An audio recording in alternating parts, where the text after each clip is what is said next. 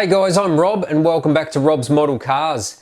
Now, those of you that follow the channel for a long time know that I build a lot of custom supercar models, occasionally JDM custom models as well, but mostly supercar custom models. And one of the main go-to tools that I use is my Dremel 3000 multi-tool.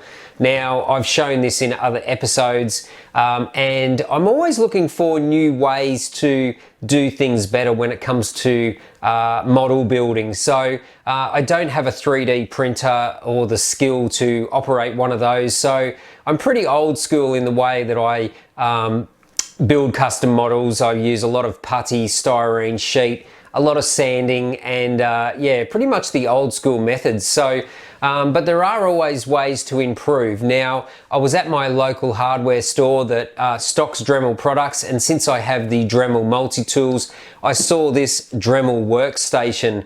Now, you can insert your Dremel multi-tool into this workstation, and it basically acts like a drill press or a grinding, sanding station.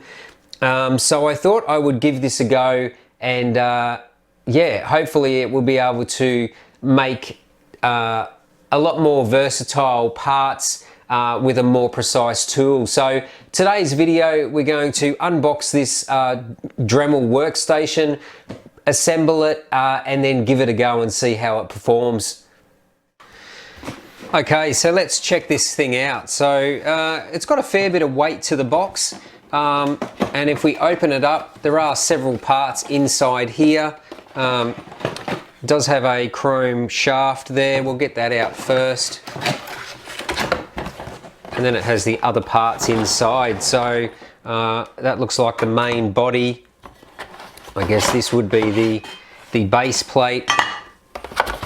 We've got some instructions, which is always good, and we've got some other parts there and a registration card. So that is all the parts in this Dremel Workstation box. Let's put that up there out of the way.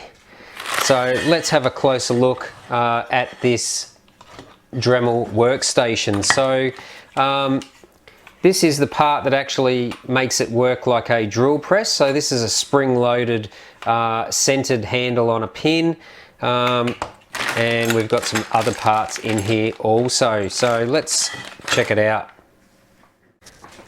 Okay, so let's put this thing together. So first thing we'll do here, there's a locking bolt and adjustment handle which goes into the back of the main assembly. Now that's simply the square nut goes on the inside, and then you've got this little handle which will screw in from the top side. Now that's what that's going to do. That's going to lock this section onto the silver pole. Now the base is similar as well. The pole actually sits in the base like so, and this has a locking nut as well. So what we'll do, we'll put the supplied nut on the inside, and then the bolt will go through the face of it. So this is what's going to lock the pole in place. So we'll do that now. Now the pole, I've just removed the black rubber end caps off there because this is an adjustable shaft, so you can actually pull it out. It's quite tall, and to lock it in place is just an anti-clockwise twist. To undo it is clockwise. You can adjust the length of it and then just turn it again and it locks into place. So that's pretty handy, and then that pole will just slip into the base. Now we're going to do this up with a shifter just to tighten it up. Make sure it's in there nice and strong. We don't want it to tip over and hurt myself or damage anything. And that simply locks that in place. So that shaft actually is held in. There's a seat under the base of it, and that's not going anywhere. Now this main assembly will just slip over the top of the shaft like so. Hopefully that's in shot. And then that locking pin at the back is what holds it into its position lower or higher. So we'll sit it there for now. So yeah, that is basically the main assembly. So that is going to work like a drill press like that. Now we've got another piece here. This is an attachment for all your Dremel accessories to sit in if you so want to.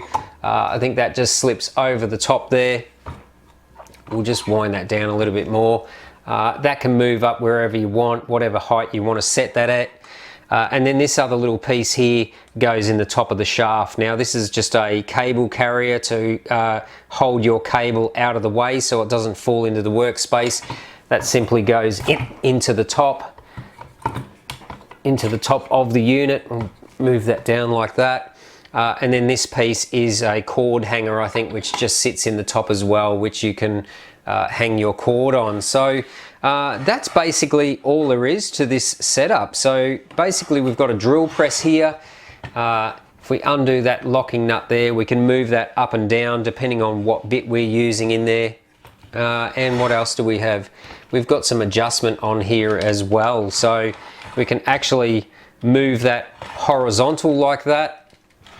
There is a little locking nut on the back side here. So we can actually do that horizontal. And then you could spin that around as well that way if you wanted to, and put a sanding disc in there and maybe use it like a little sanding attachment. So brand new, I'm yet to play with this and see what it can do, but so far looks like it's got some pretty cool features that I can use. Okay, so let's now insert the Dremel. So I'm using the Dremel 3000 that I've bought specifically for this drill press, and this is has the locking nut on the front for when you want to undo the collar to fit bits. So it's recommended you put that to the right. So that basically inserts through, and then you have a threaded rod or a threaded nut underneath, which locks and pulls the Dremel down into this carrier. We've got a supplied nut here as well to tighten that up, and that is basically how the Dremel goes, and then you can use your cord hanger over the top. However that's supposed to work, I'm not sure about that one. That looks a bit iffy, but that is basically the Dremel is in place. So you've got your power switch there and your button to unlock the drill press. So what we'll do, we'll use some of the supplied pieces in here. We've got a drill bit in here, so we'll see if we can loosen this and put a attachment in here. We'll try with a drill bit first. Maybe that's too big. We'll try this other drill bit here. Now the Dremels do come with different collar sizes in there as well, so they can be changed out, but we'll go with that one. So we're going to use this mainly as a drill press. So we'll put that drill bit in there. So as you can see there, the drill bit is now inside the chuck. So then this can actually be maneuvered down and drill some holes. So we'll tighten that one up as well. Just center this a little bit better. Oh. So there's quite a bit of adjustment on there. So what we'll do, I'll just plug this over this way, excuse the camera. Alright, so that is the drill on there. I've just got a spare block of wood here, so we'll just try this for a start. So we can just turn that on.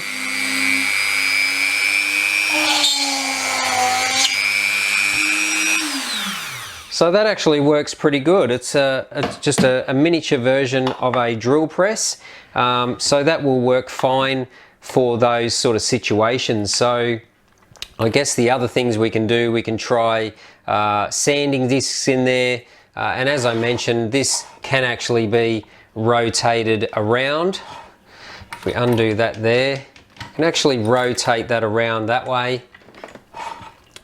We'll change that. We'll change that bit in there. Just undo that.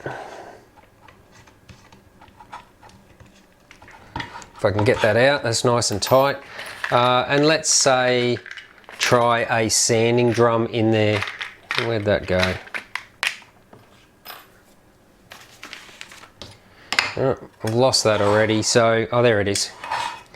So we'll put the sanding drum in there, hold the lock button and do the chuck back up. And with that in place there, you could actually use that as a little sanding wheel.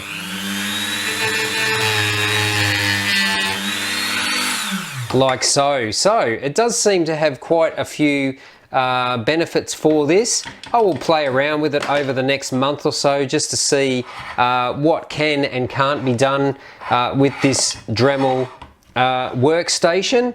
But it looks pretty good. I should be able to do a few little things for it. So I'll give you a report in a month or so and let you know how it's going and what I've been able to achieve with it. And yeah, so that is the Dremel workstation with the Dremel 3000 fitted in it. So yeah, thought I'd take you along for the ride with this and just see how it works. It's probably got some pretty good possibilities, so I will mount this in the workshop outside to keep this area clean. But that is the Dremel workstation. So I hope you enjoyed today's video. Smash that like button if you liked the video, and plenty more videos on the way. So until next time, thanks for watching Rob's Model Cars.